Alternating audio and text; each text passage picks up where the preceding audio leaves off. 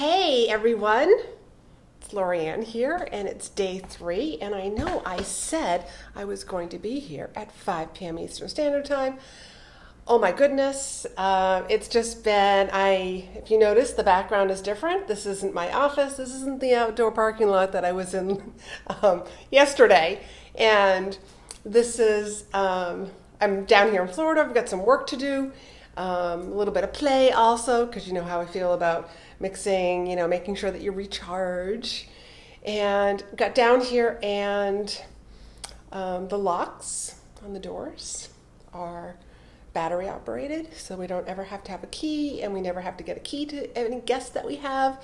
Well, yeah, that was not working right, and got in, and then the air conditioning was done. It was just a fuse, but that's my little excuse to why I'm a little late.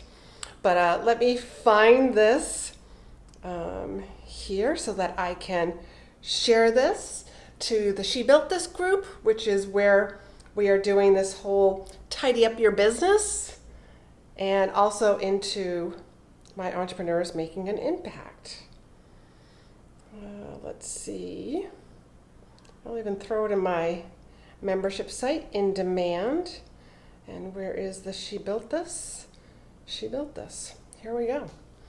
Okay, so I'm super curious how the training is going so far for you. Day 1 was all about beliefs, uncovering both positive and negative beliefs that we have around selling and sales so that we can change that. And day 2 was about, we gotta figure out where we are. How many sales calls have we had? Are we being consistent? How many sales calls are we converting? How do you lead up to those sales calls? Like I explained to you yesterday, when you, the relationship that I have with people, with my clients, starts way before. Like, you friend me on Facebook, you join my Facebook group, you will get a message from me. And it's a heartfelt, hey, how are you? This is who I am. Really want to know a little bit more about you. And I tell you, I get a lot of people who comment on, hey, that was such a nice welcoming, etc. But anyways, we are going to move on to day 3. And we're going to be building a plan. For those of you who are just getting to know me, this could be the first training that you're watching of this week. I will be posting links to each day, so that if you're watching the replays, it'll be super easy for you just to click on them and watch them, and also get a copy of the workbook. It is not too late to start doing this now. Just because we're on day 3 does not mean that you can't do day 1 and day 2 super easy. So we're on day 3 here, and I'm really curious to what you uncovered yesterday when you did kind of your self-audit. Were you happy with the numbers? If you remember the evaluation form that we had here, rating where you are right now, and then also circling a number about where you want to be. And that's where the gap is. Do you have a gap? Some of the things that I was having you rate was pitching offers, screening applicants, booking calls, your actual sales calls. And that's something that we are going to be discussing tomorrow. I'm going to be sharing with you my process for sales calls. Self-promotion. I hear a lot of times, I hear in this online space, and also with my clients, as we're before we start working, that's one of the things that I hear in those sales calls, by the way. It's about I have a hard time self-promoting. I have a hard time really talking about myself. Well, here's the thing. If you don't talk about yourself, and if you don't tell people what your expertise is and how you can help them, you are going to be the best kept secret. And if you're in here on this training, for sales, you know that you've got to make sales, you've got to help people, and you're not going to help people if you're not able to. If you can't tell them. And if you can't tell them, then they don't know if they should hire you. If you don't make the ask, if you don't pitch the offer, they don't know that they can hire you. There's a Facebook post that I was sharing where I actually had this belief that I shouldn't have to offer. And really all it was that I was afraid of pitching. I was afraid of making the ask. I was afraid of telling people that they could hire me, that I wanted them to hire me. I was afraid. And I wanted them to come and ask me if they could hire me. Well, guess what? People, like buyers have egos and they want to be asked. They're flattered when you ask them. So get out there and ask people. A couple of the other things that were on this rating, your payment process. Because when somebody does say yes, do you have, what's your stick, so to speak? What's your line that you say like, okay, so this is what happens next?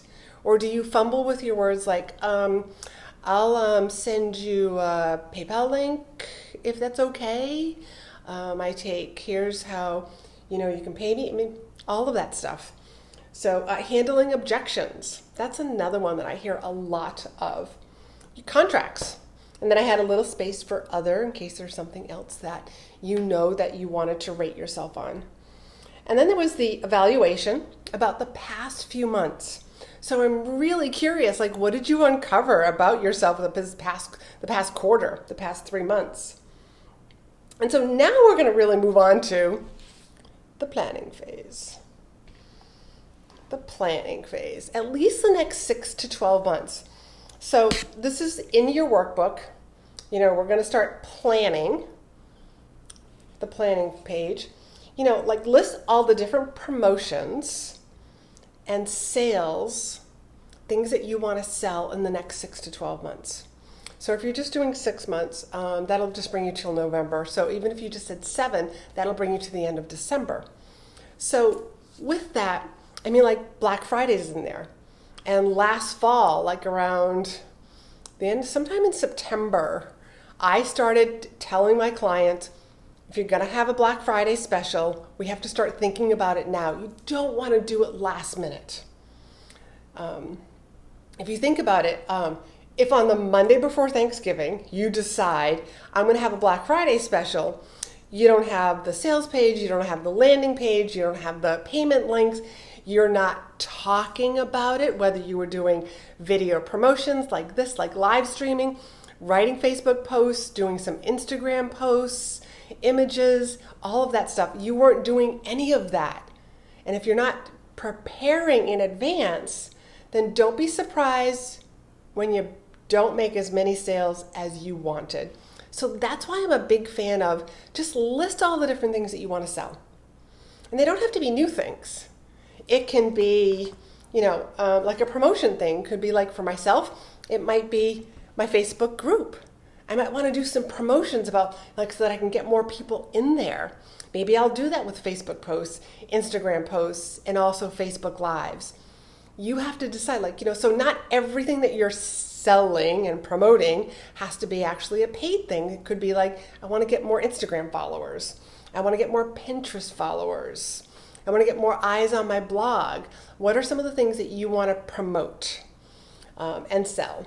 So you look back on some of the things I made you kind of like write down all of the different offerings and services that you have. Maybe you've got intensives.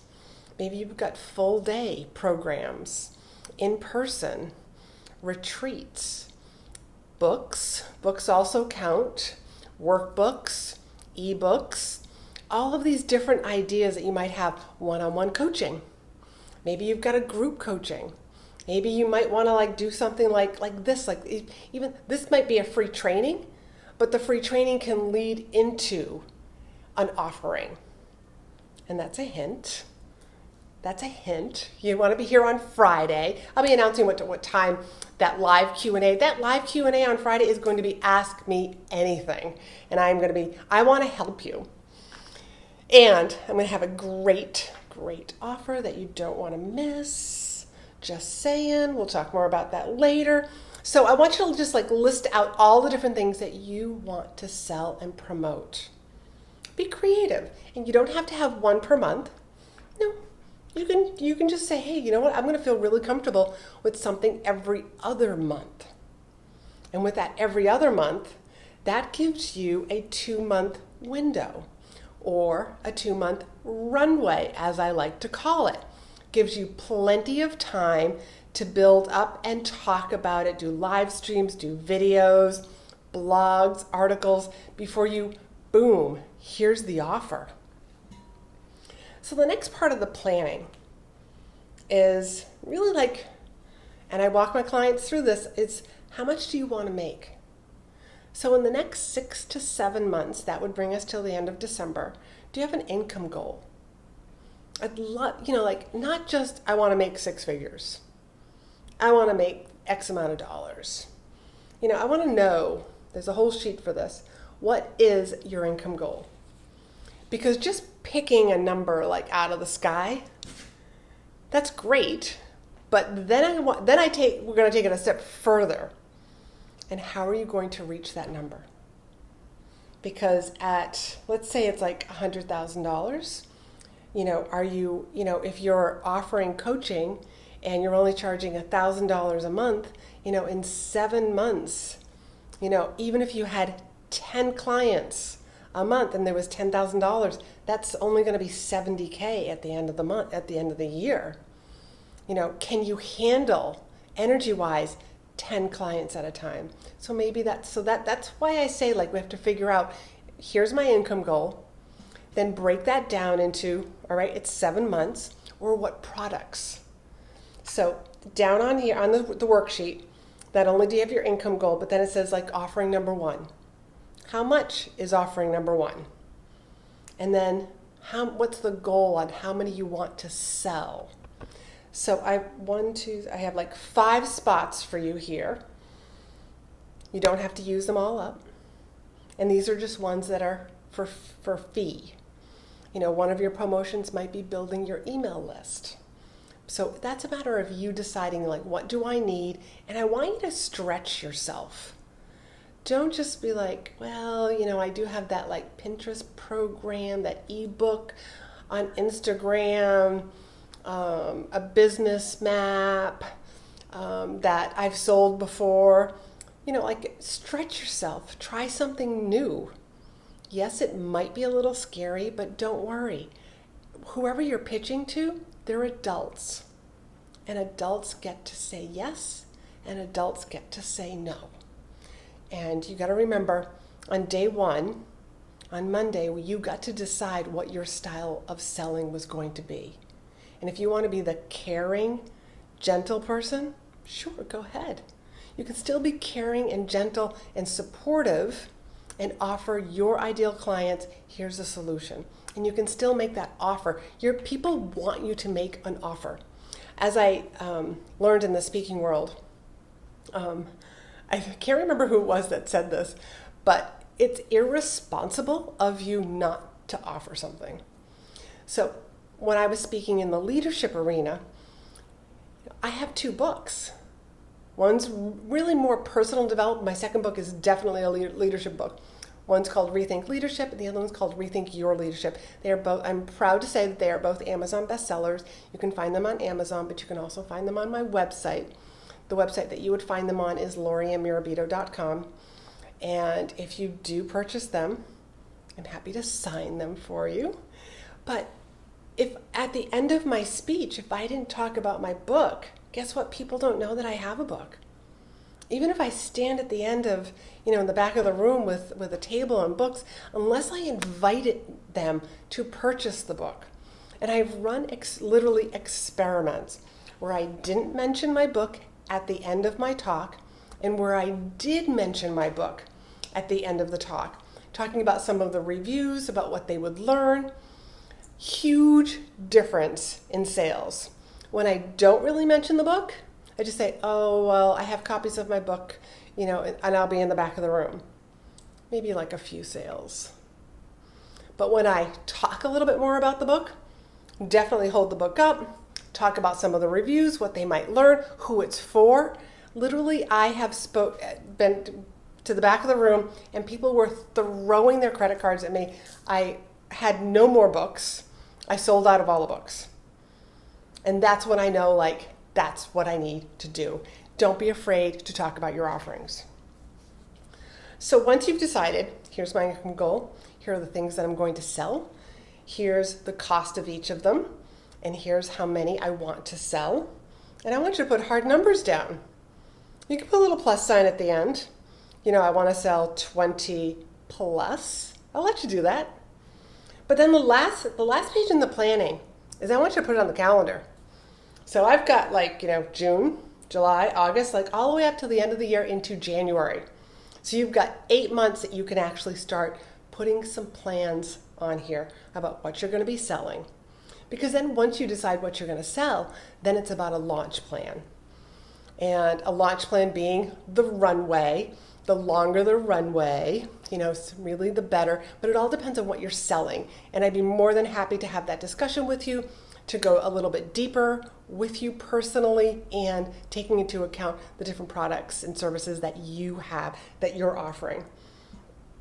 And that really concludes today's training.